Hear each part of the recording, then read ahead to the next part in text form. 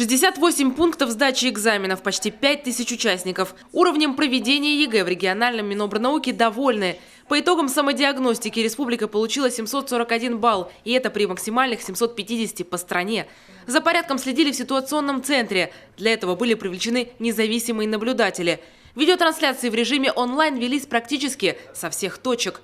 Функция ситуационного центра – это наблюдение за ходом проведения экзаменов и соблюдение, соответственно, конечно же, закона об образовании, соблюдение порядка проведения ЕГЭ, чтобы никто не списывал, не было никаких нарушений. Без чрезвычайных происшествий не обошлось. В Ухте и Удырском районе во время экзаменов отключалось электричество, но на это удалось оперативно отреагировать. Нарушений тоже минимум. 2 случая проноса мобильных телефонов и 4 попытки списать со шпаргалки. Пересдавать экзамены эти 11-классники будут лишь сейчас. Уже стартовал дополнительный период ЕГЭ по образовательным программам основного общего и среднего общего образования. К сдаче в сентябрьские сроки принимают участие у нас всего 28 выпускников 11 классов, не прошедших государственную итоговую аттестацию в основной период.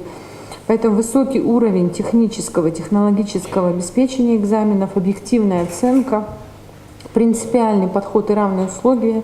Такие цели мы ставили перед собой при подготовке основного этапа и распространяем на дополнительный период. Средний балл выпускников республики по сравнению с прошлым годом вырос по 7 предметам. Это профильная математика, физика, информатика, география, литература, обществознание, немецкий и французский языки. При этом по основным параметрам уровень школьников снизился.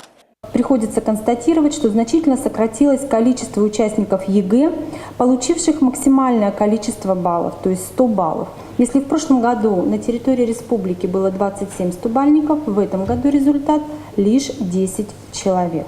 Если говорить в целом и учитывая те объемы, которые были на территории Республики Коми, конечно, можно говорить, что мы остались на среднем уровне прошлого года.